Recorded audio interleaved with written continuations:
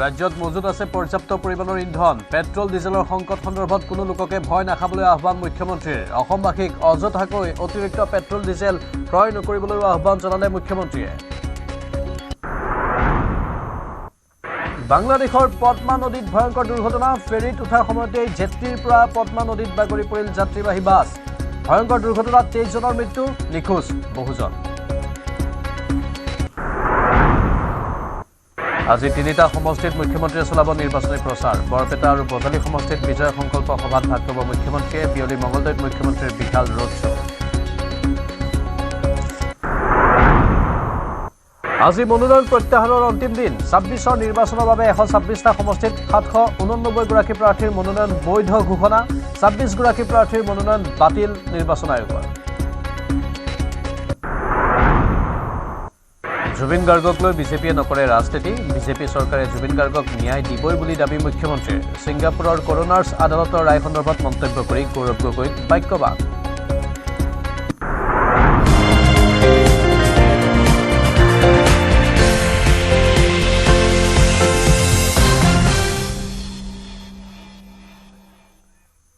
নমস্কাৰ স্বাগতম এটিৰ বাতৰিলৈ ষ্টুডিঅ'ত মই প্ৰাঞ্জল বাংলাদেশৰ পদ্মা নদীত ভয়ংকৰ দুৰ্ঘটনাৰ খবৰ জেট্টিৰ পৰা পদ্মা নদীত বাগৰি পৰিল যাত্ৰীবাহী বাছ ফেৰীত উঠাৰ সময়তে নিয়ন্ত্ৰণ হেৰুৱাই নদীত বাগৰি পৰে বাছখন এই ভয়ংকৰ দুৰ্ঘটনাত মৃত্যু হৈছে 23 জন যাত্ৰী এতিয়াও নিখোজ হৈ আছে কেইবাগৰাকীও যাত্ৰী ৰাজবাৰীৰ দৌলতদিয়া ফেৰীঘাটত এই অঘটন খবৰ বাংলাদেশৰ অতি ভয়ংকৰ দুৰ্ঘটনা পদ্মা নদীত পৰি এখন বাছ ভয়ংকৰ দুৰ্ঘটনাত পতিত হ'ল দৃশ্যবোৰ দেখুৱাইছোঁ অতি শিহৰণকাৰী দৃশ্য জেট্টিৰ পৰা পদ্মা নদীত বাগৰি পৰিল এই যাত্ৰীবাহী বাছখন ফেৰীত উঠাৰ সময়তে নিয়ন্ত্ৰণ হেৰুৱাই নদীত বাগৰি পৰে বাছখন এই ভয়ংকৰ দুৰ্ঘটনাত 23 জন যাত্ৰীৰ মৃত্যু হৈছে এতিয়াও নিখোজ হৈ আছে কেইবাগৰাকীও যাত্ৰী ৰাজবাৰীৰ দৌলতদিয়া ফেৰীঘাটত এই অঘটন সংঘটিত হৈছে অতি ভয়ংকৰ এনেধৰণে এখন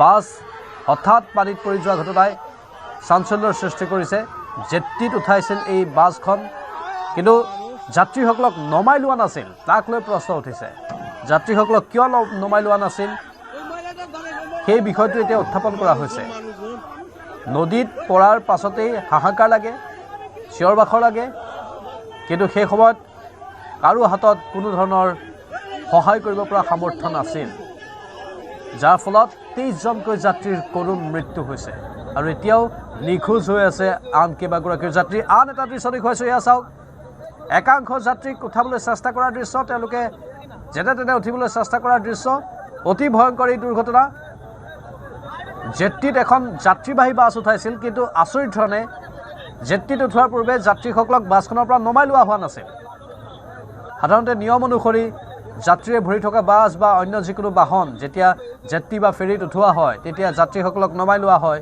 কেৱল চালকজনকহে চলাই নিবলৈ দিয়া হয় কিন্তু ইয়াত অলপ বিপৰীত এক ঘটনা ঘটিল জেট্টিৰ পৰা এইসকল যাত্ৰী ভৰা বাছখন নদীত পৰি গ'ল কিন্তু যাত্ৰীসকলক নমাই লোৱা হোৱা নাছিল যাৰ ফলত 23 জনকৈ যাত্ৰীৰ মৃত্যু ঘটি গ'ল ফেৰীত উঠাৰ সময়তে নিয়ন্ত্ৰণ হেৰুৱালে বাছখনে আৰু বাগৰি পৰে পদ্মা নদীত আৰু স্থানীয় লোকসকলৰ মাজত এক আতংকময় পৰিৱেশৰ সৃষ্টি হয় হাহাকাৰ লাগে কিন্তু কাৰো সামৰ্থ্য নাছিল তেওঁলোকক ৰক্ষা কৰাৰ গোটেই বাছখনেই যিহেতু নদীত বাগৰি পৰিল আৰু বাছখনত থকা আটাইকেইজন যাত্ৰীৰে মৃত্যু হোৱাৰ খবৰ আহিছে অৱশ্যে দুই এজন কোনোমতে ৰক্ষা পৰিব পাৰে সেই কথাও ব্যক্ত কৰা হৈছে উদ্ধাৰকাৰী দলে উদ্ধাৰ অভিযান চলাই আছে কাৰণ এতিয়াও বহু যাত্ৰী নিখোজ হৈ আছে যাৰ ফলত বৰ্তমান উদ্ধাৰ অভিযান চলাই থকা হৈছে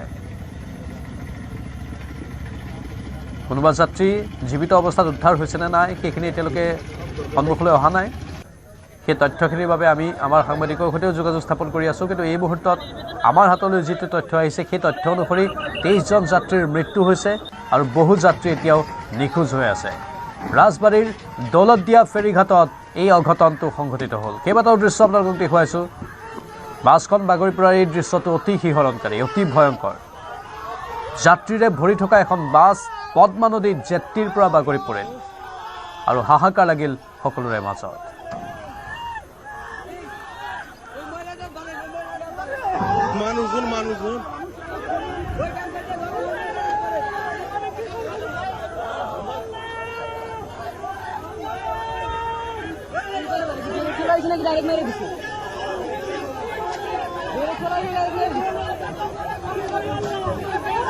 আৰে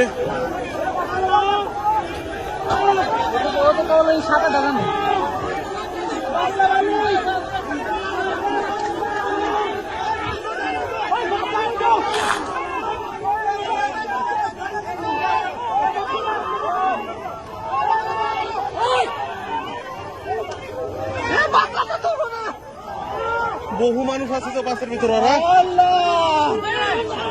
আৰ তো মানুষ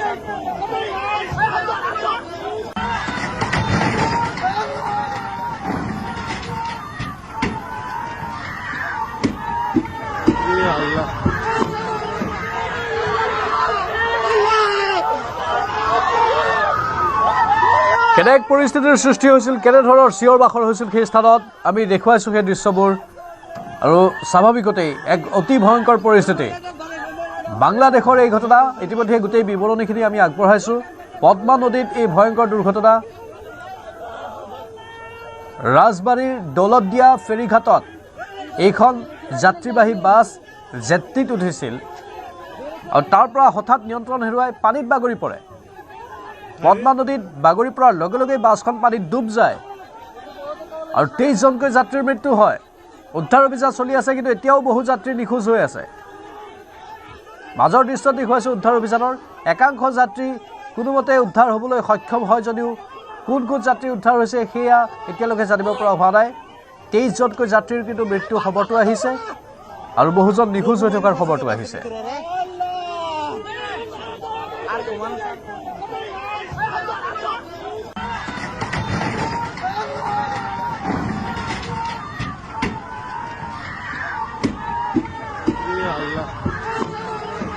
এবং ঢাকা থেকে ডুবুরি টিম আসতেছে, তারা পথে হয়তো কিছুক্ষণের মধ্যে পৌঁছে যাবে। এই এটা কাজ করতেছে। আমরা দেখি 5-7 জনের মতো উদ্ধার হয়েছে, যারা প্রথমে উপরে যারা ছিল তারা উদ্ধার হয়েছে। বাদ বাকিটা সব বাসের মধ্যে ছিল। বাসের নাম সৌহার্দ্য বাস। বাস ওঠার সময় ফেরিতে ওঠার সময় পড়ে গিয়েছে। বাস একদম নিচে চলে গেছে। আমরা উদ্ধারের চেষ্টা করছি, হয়তো খুব দ্রুত আমরা উদ্ধার করতে পারবো বলে আশা করছি। বাসটা এখানে আসে 3 নম্বর ফেরিঘাটে আসার পরে বাসটা ব্রেক ফেল করছে। ব্রেক ফেল করে মানে আপনার ড্রাইভার পারলে কিন্তু আপনার যে কোনো সাইড নিয়ে একটাই করতে পারতো। ড্রাইভার লাফ দিয়ে নামে গেল পল্টনের উপরে। নামার পরে গাড়িটা পানিতে চলে গেল। তারপরে জীবিত আপনার 7 জন লোক উঠে হয়েছে, আর মৃত আপনার 4-5 জন লোক উঠে হয়েছে। আনুমানিক উঠে তাদের হসপিটালে পাঠানো হয়েছে। তা আমি এখানে ছিলাম, আমার ডিউটি ছিল 3 নম্বর ঘাটে। আমি কালেক্টর 3 নম্বর ঘাটের সুপারভাইজারের দায়িত্ব আছে। হ্যাঁ, লুজ কালেকশনের এখানে আমি ছিলাম। আমার ছোট ভাই আর কি নিজেই পানিতে লাফ দিয়ে নামে অনেকগুলো লোক উঠেছে। গাড়ি রানিং এ টান দিচ্ছে ফেরিদুলা লেগে, দেওয়ার পরে গাড়ি ব্রেক খুলে গেছে।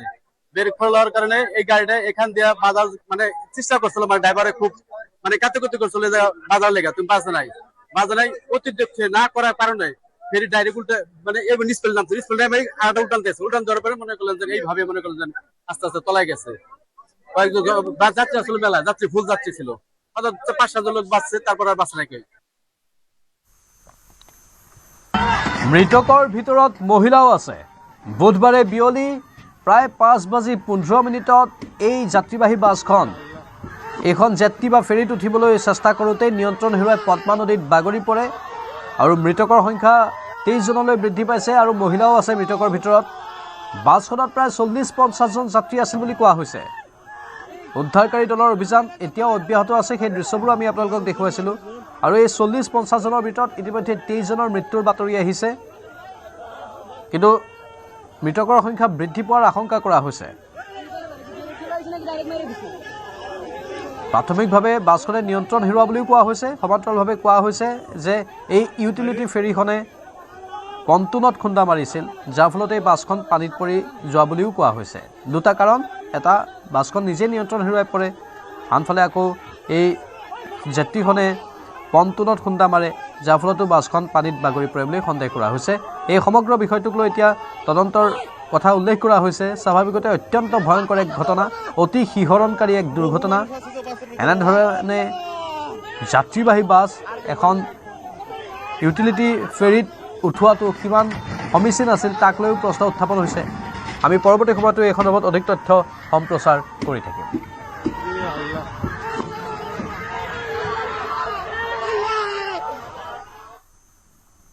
অসমত হোৱা নাই পেট্ৰল ডিজেলৰ নাটনি। পেট্ৰল ডিজেল অথবা LPGৰ নাটনিক লৈ শংকিত হৈ পৰিছে সাধাৰণ লোক। ডিপোসমূহত তেল ভৰাবলৈ বাহনসমূহে পাতিছে দীঘলীয়া শাৰী। অসমত পৰ্যাপ্ত পৰিমাণৰ পেট্ৰল ডিজেল মজুত থকা বুলি জনালে মুখ্যমন্ত্ৰীয়ে। ৰাইজক ভয় নাখাবলৈ আহ্বান মুখ্যমন্ত্ৰীৰ। সাধাৰণ লোকক অযথাকৈ অতিৰিক্ত ইন্ধন ক্ৰয় নকৰিবলৈ আহ্বান মুখ্যমন্ত্ৰীৰ। সৰ্বদলীয় বৈঠকতো দেশত পেট্ৰল ডিজেলৰ নাটনি হোৱা নাই বুলি জনাইছে কেন্দ্ৰীয় চৰকাৰে।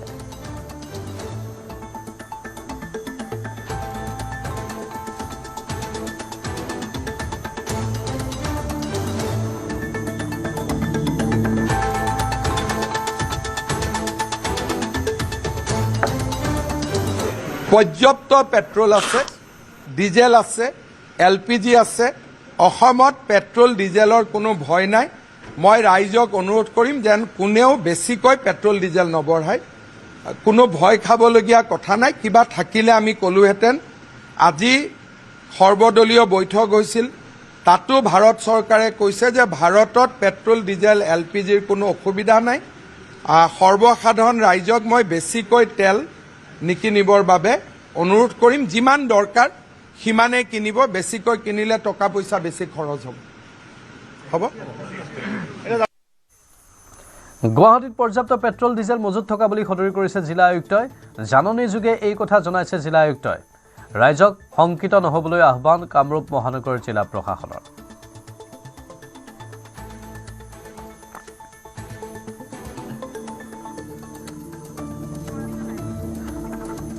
আমাৰ সতীৰ্থ ভাস্কৰ শইকীয়া আছে লাইভত। ভাস্কৰ, যিহেতু পেট্ৰল ডিজেলৰ দীঘলীয়া শাৰী আমি দেখিবলৈ পাইছোঁ গোটেই পেট্ৰল পাম্প বা তেল ডিপুবোৰত, বিশেষকৈ গুৱাহাটীতো আমি সেই দৃশ্য কালি সন্ধিয়া দেখিবলৈ পাইছিলোঁ। এতিয়া অলপ সেই শংকা দূৰ হৈছেনে, অলপ পাতল হৈছেনে? নিশ্চয়কৈ প্ৰাঞ্জল, পেট্ৰল ডিজেলৰ যি আচলতে স্কাৰচিটি বা নাটনি বুলি যিটো উৰা বাতৰি প্ৰচাৰ হৈছিল, তাৰ পিছতে দেখা পোৱা গৈছে যে প্ৰতিটো পেট্ৰল ডিপুত আচলতে নিজৰ বাহনখন লৈ, দুচকীয়া চাৰিচকীয়া বাহনখন লৈ তেওঁলোকৰ গৰাকীয়ে আচলতে পেট্ৰল ডিপুসমূহত ভিৰ কৰা দেখিবলৈ পোৱা গৈছে। ইতিমধ্যে মুখ্যমন্ত্ৰীয়ে কৈছে যে অসমত বা ভাৰতত আচলতে যথেষ্ট পৰিমাণে পেট্ৰল ডিজেল আছে বা ফিউলসমূহ বা ইন্ধনসমূহ ইতিমধ্যে মজুত আছে। গতিকে কোনো লোককেই তেওঁলোকে অপ্ৰয়োজনীয়ভাৱে তেওঁলোকক বাহনসমূহত তেল ভৰাবলৈ বা পেট্ৰল ডিজেলসমূহ নিকিনিবলৈ ইতিমধ্যে আহ্বান জনাইছিল। কিন্তু সেয়াও যেন এতিয়া ফলপ্ৰসূ হোৱা নাই। মুখ্যমন্ত্ৰীৰ কথাকো যেন বিশ্বাসত ল'ব পৰা নাই কোনোগৰাকী লোকে। ইতিমধ্যে যিসমূহ পেট্ৰল ডিজেল ডিপু আছে সেই ডিপুসমূহত নিজৰ দুচকীয়া চাৰিচকীয়া বাহনসমূহ লৈ আচলতে যথেষ্ট লোকে ভিৰ কৰিছে। তেওঁলোকে যি এই উৰা বাতৰি পাইছিল সেই উৰা বাতৰিৰ ভিত্তিতে আচলতে তেওঁলোকে বিশ্বাস কৰি লৈছে যে সঁচাকৈ পেট্ৰল ডিজেলৰ নাটনি হ'ব, তেওঁলোকে পিছত নিজৰ বাহনখন চলাব নোৱাৰিব। দাদা, তেল ভৰাবলৈ আহিছে, এই উৰা বাতৰিটো শুনিছেনে? মই ক'লোতো অলপ আগত কৈছোঁ মানে মই গীতানগৰৰ পৰা আহিছোঁ। কিছুমান তেল ডিপু বন্ধ হৈ গৈছে, তেল নাইকিয়া হৈছে আৰু কিছুমানত এনেকৈ জাম লাগি আছে, লাইনত আছে। সেইকাৰণে তেলটো ভৰাই লয় আৰু ভৰাই লওঁ আৰু দেখা পালোঁ টানতে। মই গম পোৱা নাছিলোঁ। আজি কালি ৰাতি কোনোবা এজনে কৈছিল যে তেলটো ভৰাই ল'বা বুলি। তাৰপিছত মই ভাবিলোঁ আজি ৰাতিপুৱা উঠি চাওঁ যে হয়ে কথাটো, তেল নাই। কালি ৰাতিৰ পৰাই ডিপু সময়ত ভিৰ কৰিছে? নাই, মই কালি চেষ্টা কৰা নাই। মোক কোনোবা এজন কৈছে যে তেলটো ভৰাই ল'বা। কিন্তু মুখ্যমন্ত্ৰীয়ে কৈছে যে তেলৰ নাটনি হোৱা নাই অসমত, আৰু কেন্দ্ৰীয় মন্ত্ৰীসকলেও কৈছে ভাৰততো তেলৰ নাটনি হোৱা নাই। গতিকে কথাটো মিছা বুলি সকলোৱে কৈছে। ভিতৰুৱা কথাখিনি নাজানো আমি। তেলৰ নাটনি নহ'ব পাৰে, তেওঁ ওপৰীয়া দেখাকে এইটো কৰিব পাৰে, এইটো আমি ইমান ক'ব নোৱাৰো। কিমান লিটাৰ ভৰাব এতিয়া? এতিয়া মই 300 মান টকাৰ ভৰাম। ঠিক আছে। আচলতে মুখ্যমন্ত্ৰীয়ে কালি নিশাও কৈছিল যে যি পেট্ৰল ডিপুৰ বা পেট্ৰল ডিজেলসমূহৰ নাটনি হোৱা নাই। তৎসত্ত্বেও কিন্তু লোকসকলে আহি ভিৰ কৰিছে। তেওঁলোকে পেট্ৰল ডিপুসমূহত তেওঁলোকে যিমান পাৰে সিমান পৰিমাণৰ আচলতে তেল তেওঁলোকৰ বাহনসমূহত, দুচকীয়া চাৰিচকীয়া বাহনসমূহত তেলসমূহ ভৰাবলৈ তেওঁলোকে চেষ্টা কৰিছে। আন এগৰাকী লোক আছে, জ্যেষ্ঠ লোক। দাদা, আপোনাৰ ওচৰলৈ আহিছোঁ। এই যিটো গুজব বা উৰা বাতৰি ওলাইছে তেল ভৰাবলৈ আপুনিও আহিছে, কেনেকুৱা ধৰণে এইটো কথা? এইটোতো উৰা বাতৰিটো নহয়, সকলোৱে জানা মানুহে। বিশ্বত এটা অঘটন ঘটিছে, সেইটোতো সকলো মানি ল'বই লাগিব, হয়নে নহয়? আমাৰ অসম বুলি নহয়, ভাৰতবৰ্ষলৈ গোটেই পৃথিৱীতে এটা গণ্ডগোল হৈছে। গতিকে আমি আৰু এতিয়া গুজব বাতৰি বুলি ক'ব নোৱাৰোঁ, এইটো সত্যই হ'ব লাগিব। সেইকাৰণে তেল ভৰাই লয় আৰু গোটেই ভৰাই নলয়, যিখিনি দৰকাৰ আছে সেইখিনি লৈছোঁ আৰু দৰকাৰীখিনি ভৰাই লয়। হয়। মুখ্যমন্ত্ৰীয়েও কৈছে যে তেলৰ নাটনি হোৱা নাই। কালি যি আছিলে সৰ্বদলীয় বৈঠক হৈছিল, সেই বৈঠকতো কেন্দ্ৰীয় মন্ত্ৰীসকলে আলোচনা কৰিছে যে তেলৰ নাটনি হোৱা নাই, পৰ্যাপ্ত পৰিমাণে আছে। নহ'ব যেন লাগে, কাৰণ ইমান এটা ইমাৰ্জেঞ্চি মানে লাগতিয়াল বস্তু, সেই বস্তুটো নাটনি হ'লেতো সকলোৰে অসুবিধা হ'ব, আগতীয়াকৈ জনাব তেখেতসকলে। ডিচি অফিচৰ পৰাও ইতিমধ্যে জাননী আহিছে যে তেওঁলোকে অযথা আচলতে তেলসমূহ নভৰাবলৈ, গতিকে ৰাইজক কেনেদৰে সজাগ কৰিব আপুনি? সজাগ মানে কি, নিজে সজাগ হ'ব লাগিব। নিজে সজাগ নহ'লে আগজাননী পালে নিজে সজাগ হ'ব লাগিব। মোৰ ব্যক্তিগত কথা এইটো। আপুনিও সজাগ হৈছে? সজাগ হ'বই লাগিব নিশ্চয়। পিছত বাইকখন লৈ ওলাই যাব নোৱাৰাতকৈ ভৰাই থোৱাটো শ্ৰেষ্ঠ বুলি ভাবে সকলে। মানে যিখিনি প্ৰয়োজন সেইখিনিতো লাগিবই। খাদ্যত যিখিনি মোক লাগে, মোক ভোক যিখিনি লাগে, লগা বস্তুখিনি খাবই লাগিব, লগা বস্তুখিনি ভৰাবই লাগিব। ঠিক আছে বাৰু, নিশ্চয়কৈ। আচলতে প্ৰাঞ্জল, মই দেখুৱাইছোঁ এয়া মহানগৰীৰ এটা পেট্ৰল ডিপুৰ দৃশ্য, গণেশগুৰি। সেই পেট্ৰল ডিপুটোত পূৰ্বতকৈ প্ৰায় 3% আচলতে লোকৰ বৃদ্ধি পোৱা দেখিবলৈ পোৱা গৈছে। তেওঁলোকে যদি পূৰ্বতে 1 লিটাৰ তেল ভৰাইছিল, এতিয়া তেওঁলোকে 3 লিটাৰ, 4 লিটাৰ, 5 লিটাৰ পৰ্যন্ত তেলসমূহ ভৰাইছে। বা যিসমূহ বাইক, স্কুটি আছে, দুচকীয়া বাহন আছে, সেই বাহনসমূহত তেওঁলোকে সম্পূৰ্ণৰূপে তেল দিয়াৰ ক্ষেত্ৰত ভাস্কৰ, পেট্ৰল ডিপু বা তেল ডিপুবোৰে কিবা নিয়ম বান্ধি দিছে নেকি যে ফুল টেংকি নিদিওঁ বা তেনেকুৱা ধৰণৰ কিবা কথা আহিছে নেকি এতিয়া? হয়, নিশ্চয়কৈ প্ৰাঞ্জল। আমি যি পেট্ৰল ডিপুৰ স্বত্বাধিকাৰী আছে, আমি স্বত্বাধিকাৰীসকলৰ সৈতে কথা পাতিবলৈ যত্ন কৰিম, তেওঁলোকৰ পৰা মন্তব্য ল'বলৈ যত্ন কৰিম। কিন্তু তাৰ পূৰ্বে মই কিছু দৃশ্য দেখুৱাইছোঁ। আচলতে তেওঁলোকে যি বটল আছে, বটলত ড্ৰাম, সেই সকলো সামগ্ৰীবিলাকত আচলতে পাত্ৰবিলাকত তেওঁলোকে তেলসমূহ এক্সট্ৰা কৰি লৈ লোৱা দেখিবলৈ পোৱা গৈছে। মই দেখুৱাইছোঁ এগৰাকী লোকে আচলতে বটলতো তেল লৈছে। দাদা, এই পেট্ৰল যি নাইকিয়া হোৱাৰ বা নাটনি হোৱাৰ আচলতে যিটো কথা ইতিমধ্যে ওলাইছে, ভয় খাইছে নিশ্চয়কৈ? এইটোতো স্বাভাৱিক কথা, সবে ভয় খাবই। এইটো যিটো পৰিস্থিতি হৈছে এতিয়া বৰ্তমানে, এইটো মানে কি যে কৰা যায়, এইটো তাৰ কিবা বিকল্প চৰকাৰে যদি নকৰে তেতিয়াহ'লে মানে অৱস্থা বেয়াই হ'ব। বটলতো তেল লৈছে? এতিয়া বটলতো তেল ল'বলগীয়া হৈছে, উপায় নাই। আৰু মোৰ ল'ৰাৰ স্কুল খুলিব 1 তাৰিখৰ পৰা। মোৰ ল'ৰাৰ স্কুল হ'ল 9 মাইল। ডেইলি মোৰ স্কুটিত 1 লিটাৰ তেল যায়। ল'ৰাক মই স্কুটিত অনা নিয়া কৰোঁ স্কুলৰ পৰা, ডেইলি 1 লিটাৰ তেল যায়। এতিয়া স্কুটিততো তেল বেছি নধৰে, বেছি 4-5 লিটাৰ তেল ধৰে 5 দিন। ইয়াত কৈছোঁ 2 লিটাৰ, 5 লিটাৰ 7 দিন। তাৰপিছত কি হ'ব? 7 দিন চলিব পৰাকৈ আপোনাৰ তেল আছে এতিয়া? এতিয়া 7 দিন চলিব পৰাকৈ তেল আছে, তাৰপিছত কি হ'ব? এতিয়া মুখ্যমন্ত্ৰীয়ে কালি কৈছে যে অসমত বা ভাৰতত আচলতে তেলৰ নাটনি হোৱা নাই। কালিও সৰ্বদলীয় বৈঠক হৈছিল, সেই বৈঠকতো আলোচনা হৈছে যে তেলৰ নাটনি হোৱা নাই, কোনো পধ্যে নাটনি হ'ব নোৱাৰে। গতিকে কেনেকুৱা ধৰণে সেই মুখ্যমন্ত্ৰী বা কেন্দ্ৰীয় মন্ত্ৰীসকলৰ মন্তব্যসমূহ কেনেদৰে বিশ্বাস কৰিছে নে কি কয়? সেইটোতো এতিয়াতো যিটো পৰিস্থিতি হৈছে, বিশ্বত যিটো পৰিস্থিতি হৈছে, যিটো আপোনাৰ পশ্চিমীয়া দেশবিলাকৰ ওপৰত যিটো পৰিস্থিতি হৈছে, সেইটো পৰিস্থিতিৰ ওপৰত ডিপেণ্ড কৰিতো এতিয়াতো বিশ্বাস কৰিব পৰাটো কোনো উপায় নাই, বিশ্বাস কৰিব পৰা নাযায় এতিয়া। এতিয়াতো আমাৰ তেনেকৈ তেল কিনি যে ষ্টক কৰিম সেইটো সুবিধাও নাই। সেইটো মানে এনেকুৱা পৰিস্থিতি হৈছে, উপায় নাই আৰু। তেলৰ ডিপুসমূহে কিবা আপোনালোকক কৈছে নেকি যে 5 লিটাৰকৈ ভৰাব নোৱাৰিব, বেছি 10 লিটাৰ? তেনেকৈ কোৱা নাই। কিমান লৈছে সিমানেই ভৰাব দিছে? যিমান দিছে মোক মানা কৰা নাই, কিন্তু বেলেগক কিবা কৈছে যদি মই নাজানো, কিন্তু মোক কিন্তু কোৱা নাই। মই বটলত দিব দিছোঁ, বটলতো দিছে মোক। আপুনি এতিয়া কিমান ভৰালে টোটেল? মই এতিয়া টোটেল 570 ভৰালোঁ। 570। 5 লিটাৰ আপুনি বাইকত ভৰাইছে? বাইকত 5 লিটাৰ সোমোৱা নাই, বাইকত আগত অকণমান আছিলে, এতিয়া বাইকত যিখিনি সোমাইছে আৰু ফুল টেংকি কৰি পেলাই আকৌ বটলতো লৈছে? বটলতো লৈছে। এতিয়া কিমান টকাৰ তেল? বটলতে 2 লিটাৰ। 2 লিটাৰ 7 দিন চলিব পৰাকৈ আছে আৰু? 7 দিন চলিব পৰাকৈ আছে আৰু। অঁ হয়, নিশ্চয়কৈ। আচলতে মই দেখুৱাইছোঁ প্ৰতিগৰাকী লোকে আচলতে তেওঁলোকে নিশ্চয়। ভাস্কৰ শইকীয়া, অলপ লাইনত থাকক আপুনি, গুৰুত্বপূৰ্ণ কথা কৈছে। তেল ডিপুবোৰে অৱশ্যে কোনো বাধা বিঘিনি আৰোপ কৰা নাই যে যিমান পেট্ৰল লাগে বা ডিজেল লাগে তেওঁলোকে দি আছে। পৰৱৰ্তী সময়ত লক্ষণীয় হ'ব, কিন্তু চৰকাৰে কৈ আছে যে কোনো নাটনি হোৱা নাই, উৰা বাতৰিত ভুল যাব নালাগে, আশংকা কৰিব নালাগে। আনফালে যোৰহাটৰ পেট্ৰল পাম্পসমূহতো দেখিবলৈ পোৱা গৈছে গ্ৰাহকৰ দীঘলীয়া শাৰী। যোৰহাটত বিয়পিছে পেট্ৰল ডিজেল নাটনিৰ উৰা বাতৰি। বিত্তীয় লেনদেনৰ সমস্যাৰ বাবে সাময়িকভাৱে বন্ধ হৈ পৰিছিল যোৰহাটৰ 8টাকৈ পেট্ৰল পাম্প।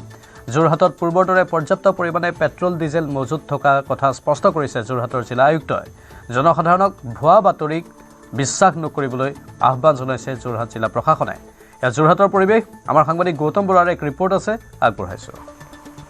জিলা আয়ুক্ত জয় শিৱানী ডাঙৰীয়াই তাৎক্ষণিকভাৱে যোৰহাটৰ যিসমূহ তেল ডিপু আছে তাৰ স্বত্বাধিকাৰীসকলক এখন বৈঠক অনুষ্ঠিত কৰে, আৰু এই কথা তাতে স্পষ্ট হৈছে যে যোৰহাটত কোনো ধৰণৰ ইন্ধনৰ নাটনি নাই হোৱা। এই সন্দৰ্ভত কি তথ্য আছে আমি জিলা আয়ুক্তগৰাকীৰ পৰা জানিবলৈ চেষ্টা কৰিম। যে ছাৰ, যিটো ইতিমধ্যে আমি জানিব পাৰিছোঁ যে ইন্ধনৰ নাটনি যোৰহাটত নাই হোৱা, এটা উৰা বাতৰি বিয়পিছে, যিখন বৈঠক অনুষ্ঠিত কৰিলে ছাৰ, তাৰ পৰা কি তথ্য পোহৰলৈ আহিছে এতিয়া? মই প্ৰথম আপোনাক ধন্যবাদ জনাইছোঁ আপোনালোকে আহিছে আজি আমি এটা মিটিং কৰিছোঁ আমাৰ 6:30 PM মোৰ অফিচৰ কনফাৰেন্স হলত আমি এটা মিটিং কৰিছোঁ এই মিটিঙত বেচিকেলি পাৰ্পাছ আছিলে যে মই ক'ৰবাত মই মে বি হোৱাটছএপ ষ্টেটাছ হওক বা পৰ্টেল হওক বা ক'ৰবাত আমি এনেকুৱা এটা নট কাৰেক্ট নিউজ এটা আমি চাই আছিলোঁ যে ক'ৰবাত শ্বৰ্টেজ হৈছে তেনেকুৱা বা কোনোবা পেনিক কৰি আছে তো সেইকাৰণে মই প্ৰথম চিটুৱেশ্যনটো আছেছ কৰিবলৈ ইমিডিয়েটলি এটা আজি আমি মিটিং কৰিলোঁ আৰু মিটিঙৰ কৰাৰ পাছত মই যিটো আমাৰ আগতেও যেনেকৈ আমি কৈছোঁ ছেম তেনেকুৱাহে আমি মিটিঙতো পালোঁ যে আমাৰ ডিষ্ট্ৰিক্টত বা আমাৰ ষ্টেটতে মই যিহেতু তাতে IOCL HPCL BPCL আৰু নাইৰা গোটেই 4টা যিটো অইল কোম্পানীজ আছে সেই অইল কোম্পানীজৰ ৰিপ্ৰেজেণ্টেটিভসকলো উপস্থিত আছিলে তেখেতসকলৰ ইনফৰমেশ্যন মতে তেখেতসকলৰ যিটো তেওঁলোকে ৰিপৰ্ট দিছে সেইমতে আমাৰ যোৰহাট ডিষ্ট্ৰিক্টত কোনো ধৰণৰ ডিজেলে হওক বা পেট্ৰলে হওক দুটাৰে কোনো ধৰণৰ শ্বৰ্টেজ নাই যিমান তেওঁলোকে ডিমাণ্ড পাই আছে যিমান ডিপোৰ পৰা তেওঁলোকে ইণ্ডেণ্ট পাই আছে তেওঁলোকে ডেইলি বেচিছত ইণ্ডেণ্ট লয় আৰু ডিপোয়ে যিমান ইণ্ডেণ্ট দি আছে সেই ইমান ইণ্ডেণ্ট মতে তেওঁলোকে on the same day fuel supply কৰি আছে চ' ফিউলৰ কোনো ধৰণৰ শ্বৰ্টেজ নাই মই আপোনাৰ জৰিয়তে সকলোকে আপিল কৰিব বিচাৰিছোঁ যাতে কোনোৱে পেনিক কৰি ডিপো তাত গৈ লাইন পাতি পেনিক বাইংটো নকৰে বিকজ পেনিক বাইঙৰ কাৰণে মই আজি ৰিভিউ কৰিছোঁ ৰিভিউত চব ডিপোৰ পৰা ইনফৰমেশ্যন পোৱা মতে বহুতখিনি ডিপোত মানে পেনিক বাইং হৈ আছে পেনিক বাইং মানে কি হয় যে বহুতখিনি মানুহে ভাবি আছে যে চাগে শ্বৰ্টেজ হ'ব বা শ্বৰ্টেজ আছে সেইকাৰণে তেওঁলোকে নিজে ডিপো তাত গৈ নিজৰ গাড়ীত ফিউল ভৰাই আছে তেওঁলোকে যেনেকৈ ৰেগুলাৰ কৰে ডিমাণ্ড বেচিছত যেনেকৈ ভৰাই তেনেকৈ যাতে কৰাই আপোনাৰ জৰিয়তে ক'ব বিচাৰিছোঁ আমি চব জানো মিডিল ইষ্টত এটা ক্ৰাইচিছ ৱাৰ চিটুৱেশ্যন চলি আছে কিন্তু বিকজ অফ দেট আমাৰ অসমত কোনো ধৰণৰ শ্বৰ্টেজ নাই ইনফেক্ট এটা ডেটা মোক আমাৰ HPCLৰ ৰিপ্ৰেজেণ্টেটিভ এটা মোক ডেটাও দিলে যে অসমত এটা স্পেচিয়েলিটিও আছে আমাৰ অসমতে ৰিফাইনাৰিজ আছে সেইটো বেলেগ ষ্টেটতো নাই চ' সেইকাৰণে আমাৰ অসমত 3টা মেজৰ ৰিফাইনাৰিজ 3টা মান আছে আৰু তাৰ যিটো কেপাচিটি ৰিফাইনিং কেপাচিটি আৰু গোটেই অসমত যিটো ডিমাণ্ড তাৰ মাজত বহুত ডিফাৰেঞ্চ আছে মানে capacity is much more than what is the demand so' সেইকাৰণে মানুহৰ পেনিক কৰা কোনো সৱালে কুৱেশ্যনে নুঠে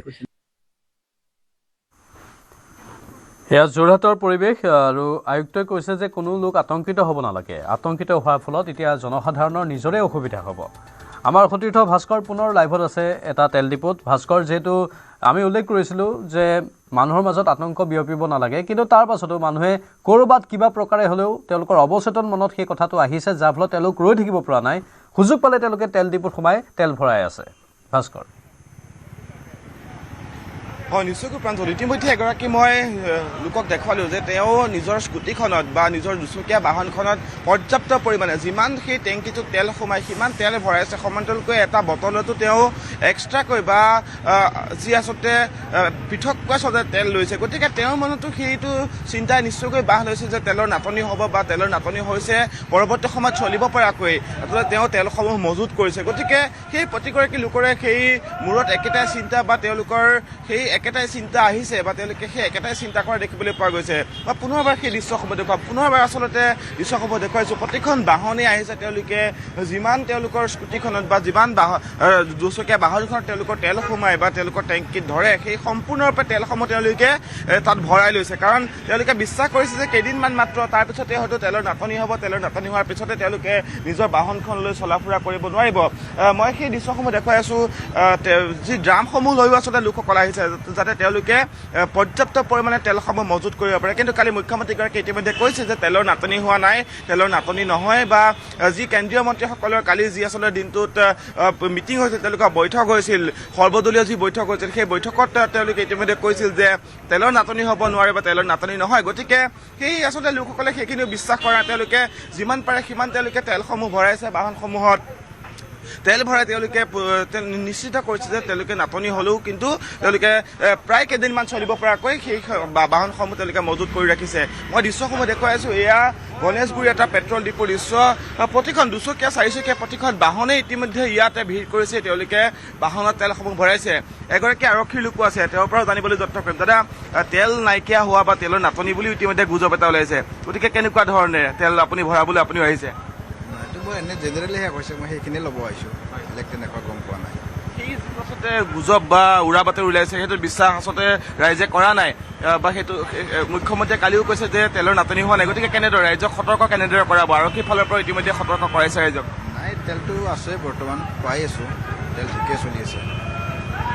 এই আচলতে তেওঁলোকে মন্তব্য কৰিছে কালিৰ দিনটোত দেখা পোৱা গৈছিল যে DC অফিচৰ যদি সম্ভৱ হয় এই তেল ডিপুটোৰ কোনোবা মেনেজাৰ অথবা কৰ্তৃপক্ষৰ পৰা যদি আপুনি মন্তব্য লয়, তেলৰ গাড়ী আহি থকা আমি দেখিবলৈ পাইছোঁ। এখন তেলৰে ট্ৰাক, হয়তো তেলটো পৰ্যাপ্ত পৰিমাণে যোগান ধৰি থকা হৈছে। ভাস্কৰ, সেইখিনি কথা যদি অলপ মেনেজাৰৰ পৰা আপুনি বুজ লয়, তেলটো আহিয়ে আছে, এখন তেলৰ ট্ৰাক আপোনাৰ পিছফালে আমি দেখিবলৈ পাইছোঁ। হয় নিশ্চয়কৈ প্ৰাঞ্জল, আমি যি অফ কেমেৰা আচলতে যিসকল কৰ্মচাৰী আছে কৰ্মচাৰীসকলৰ সৈতে কথা পাতিছিলোঁ, তেওঁলোকে মন্তব্য কৰিছে যে তেলৰ আচলতে সম্পূৰ্ণৰূপে তেওঁলোকৰ ষ্টক আছে, তেলসমূহ তেওঁলোকে দিব পৰাকৈ বা বৰ্তমান সময়তো যিসমূহ বাহন আছে তেল অনা নিয়া টেংকাৰসমূহ আছে, টেংকাৰসমূহে অনবৰতে আচলতে সেই তেলসমূহ আনলোডিং কৰি আছে। বৰ্তমান সময়ত তেলসমূহ আহি আছে। মই এগৰাকী কৰ্মচাৰীৰ সৈতে প্ৰথমে কথা পাতিম, কৰ্মচাৰীগৰাকীৰ সৈতে প্ৰথমে কথা পাতি পৰৱৰ্তী সময়ত তেওঁলোকৰ যিখন মেনেজাৰ আছে মেনেজাৰৰ সৈতে কথা পাতিম। দাদা, আপোনাৰ ওচৰলৈ আহিছোঁ, কেনেকুৱা ধৰণৰ তেলৰ নাটনি বুলি কৈছে, ইতিমধ্যে গাড়ী আহিয়ে আছে, আপোনালোকৰ তেল কিমান ষ্টক? আহি আছে ছাৰ, আমাৰ ডিষ্টাৰ্ব নাই, ইমান পাব্লিক হাহাকাৰ কৰিছে, দৰকাৰ নাই, আৰামত তেল পাব, টাৰ্মাৰক তেল আপোনাৰ তাত জমাই আছে, আহি আছে তেল, তেলৰ কাৰণে হাহাকাৰ কৰা দৰকাৰ নাই। এতিয়া কোনোবা পাব্লিকক এনেকুৱা কৰিছে নেকি যে 10 লিটাৰ তেল বা 5 লিটাৰ তেলে দিব, তেনেকুৱা ধৰা বন্ধা এতিয়া নাই, এতিয়া নাই, যিমান বিচাৰে সিমানেই তেওঁলোকক পায় পায়।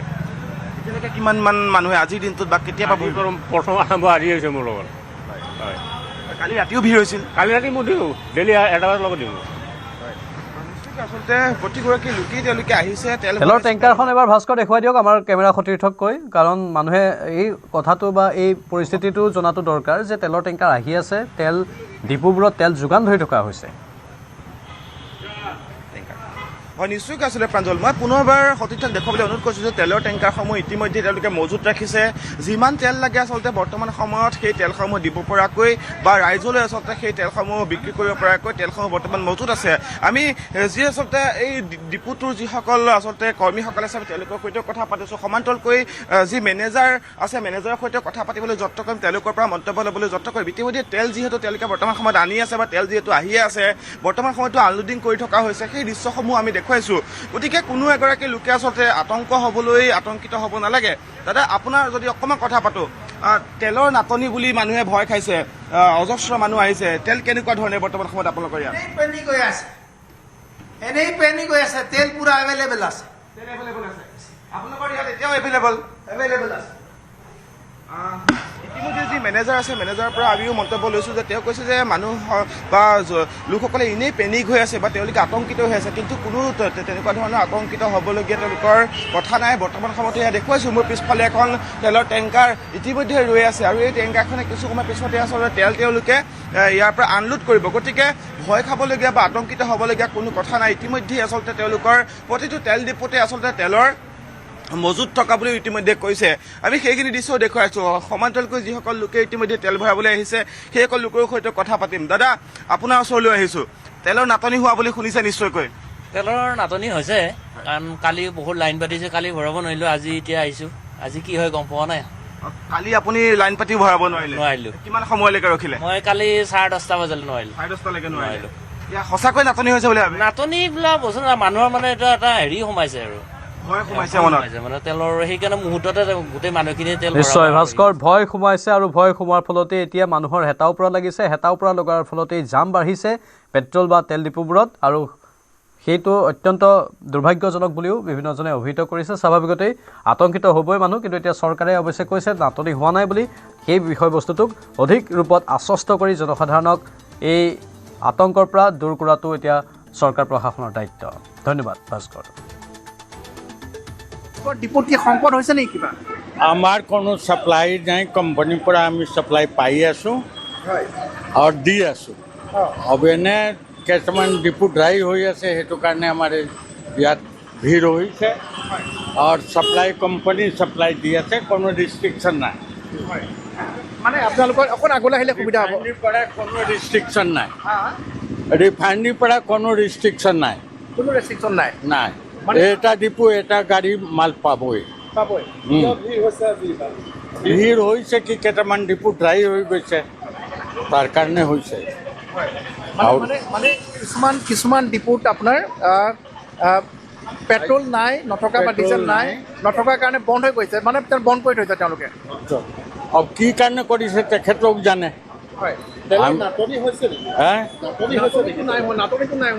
নাই তেলৰ স্কাৰচিটি নাই আপোনালোকৰ ষ্টক কিমান আছে এতিয়া আমাৰ আজি ৰাতিপুৱা আমাৰ 15,000 পেট্ৰল আছিলে আৰু ডিজেল কিমান আছে 15,000 ডিজেল আছে ৰাতিপুৱা ষ্টাৰ্টিং কাইলৈ লোড আহিব গাড়ী আহিব 10,000 লিটাৰ পেট্ৰল আহিব 12,000 ডিজেল আহিব 12,000 ডিজেল এতিয়া আহিবলৈ আছে এতিয়া আহিব আহি গৈছে দেৰগাঁও ৰৈ আছে এই ভিৰ কাৰণে মাতা নাই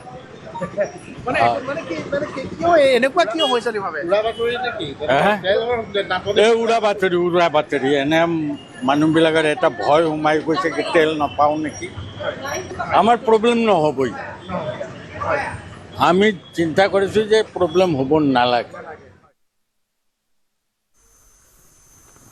জুবিন গাৰ্গৰ মৃত্যুক লৈ ছিংগাপুৰৰ কৰোনাৰ্ছ আদালতৰ ৰায় সন্দৰ্ভত প্ৰতিক্ৰিয়া মুখ্যমন্ত্ৰীৰ জুবিন গাৰ্গক লৈ বিজেপিয়ে ৰাজনীতি নকৰে জুবিন গাৰ্গক ন্যায় দিবলৈ চৰকাৰে প্ৰচেষ্টা কৰিছে ছিংগাপুৰত পুলিচতকৈ অসম পুলিচে বা ছিংগাপুৰ পুলিচতকৈ অসম পুলিচে তদন্ত ভাল কৰিছে বুলি দাবী কৰে মুখ্যমন্ত্ৰীয়ে অসম পুলিচৰ তদন্ত ভাল হোৱা বাবে কোনো অভিযুক্তই জামিন পোৱা নাই তদন্ত বিচলিত কৰিবলৈ একাংশই অসম পুলিচক ছিংগাপুৰলৈ পুনাই দিছিল জুবিন গাৰ্গৰ মৃত্যু সন্দৰ্ভত এই মন্তব্য মুখ্যমন্ত্ৰীৰ আমাৰ যি সময়ত জুবিন গাৰ্গ ডাঙৰীয়াৰ বা জুবিনৰ মৃত্যুৰ পিছত আমি SIT গঠন কৰিছিলোঁ কিন্তু আমাৰ ৰাজ্যৰ কেইবাজনো ব্যক্তিয়ে আৰু ৰাজনৈতিক দলে আমাক হেঁচা দি আছিল যে অসম পুলিচে ছিংগাপুৰত গৈ তদন্ত কৰিব লাগে আজি যদি আমি ছিংগাপুৰৰ ওপৰত ফ'কাছ কৰিলোহেঁতেন আজি দিনটোতে জুবিন গাৰ্গৰ হত্যাৰ তদন্ত শেষ হৈ গ'লহেঁতেন আজি গধূলিয়ে আমি সকলোকে মুকলি কৰি দিব লাগিলহেঁতেন অসম চৰকাৰে প্ৰথমৰ পৰাই দৃঢ় স্থিতি লৈছিলে যে ছিংগাপুৰৰ লগত আমাৰ সম্পৰ্ক নাই কাৰণ হত্যাৰ যিটো ষড়যন্ত্ৰ সেইটো অসমত হৈছিলে সেইকাৰণে অসম পুলিচে নিজাকৈ তদন্ত কৰিব মই এটা ষ্টেণ্ড লৈছিলোঁ যে ছিংগাপুৰ পুলিচতকৈ অসম পুলিচে এই হত্যাৰ তদন্তটো ভাল কৰি কৰিব পাৰিব আৰু আজি অসম পুলিচৰ তদন্ত ভাল হোৱা কাৰণে ছেপ্টেম্বৰৰ ক'ব গ'লে অক্টোবৰৰ 1 তাৰিখৰ পৰা আজিলৈকে শ্যাম কানু মহন্ত সিদ্ধাৰ্থ শৰ্মা অমৃত প্ৰভা কোনেও জামিন পোৱা নাই আজি আকৌ এবাৰ প্ৰমাণ হ'ল যে জুবিনক লৈ বিজেপিয়ে ৰাজনীতি নকৰে বিজেপিয়ে জুবিনক সঁচাকৈয়ে ন্যায় দিবৰ কাৰণে প্ৰচেষ্টা কৰিছে আৰু আমি এই চেষ্টাত আমি সফল হ'ম যিবিলাকে বাৰে বাৰে ছিংগাপুৰ যাব লাগে আজি মই ভাবোঁ যে তেওঁলোকৰ চকু মেল খাব যে আচলতে আমাৰ তদন্ত প্ৰক্ৰিয়াটো তেওঁলোকে ব্যাহত কৰাৰ বাবে চেষ্টা কৰিছিল আৰু অসম পুলিচক ছিংগাপুৰৰ ফালে পুনাই দিছিলে যাতে আমি জুবিনক ন্যায় প্ৰদান কৰিব নোৱাৰোঁ আজি আপোনালোকে মনত ভাবক অসম পুলিচে যদি ছিংগাপুৰ কৰি থাকিলেহেঁতেন আজি আমাৰ কি অৱস্থা হ'লহেঁতেন সেইকাৰণে মই মোৰ ৰাস্তাত অটল হৈ থকাৰ কাৰণে অবিচল হৈ থকাৰ কাৰণে আজিও জুবিনৰ হত্যাকাৰী এজনেও জামিন পাব সক্ষম হোৱা নাই আৰু যদি আমি ফেচবুকত যিসকলে লিখে বা যিসকলে আমাক বেয়া পায় জুবিনক ভাল নাপায় আমাক বেয়া পায় ইয়াত কেটেগৰী দুটা আছে জুবিনক ভাল পোৱা আৰু আমাক বেয়া পোৱা মানুহখিনিয়ে হত্যাৰ তদন্তৰ যি মোৰ লোৱাব খুজিছিল ছিংগাপুৰৰ ফালে পঠিয়াই দিলেহেঁতেন আজি আমি মূৰত হাত থৈ বহি থাকিব লাগিলহেঁতেন ভগৱানে আৰু এটা ষড়যন্ত্ৰ বিফল কৰিলে আৰু ভগৱানে আমাক সহায় কৰিলে যে জুবিনে ন্যায় পাওক আজি অন্তত 6 মাহ হৈ গ'ল অক্টোবৰ নৱেম্বৰ ডিচেম্বৰ জানুৱাৰী ফেব্ৰুৱাৰী মাৰ্চ মাহ হৈ গ'ল 6 মাহ এজনেও জামিন পাব সক্ষম হোৱা নাই সময় হৈছে এতিয়া বাতৰিৰ পৰা বিদায় লোৱাৰ নমস্কাৰ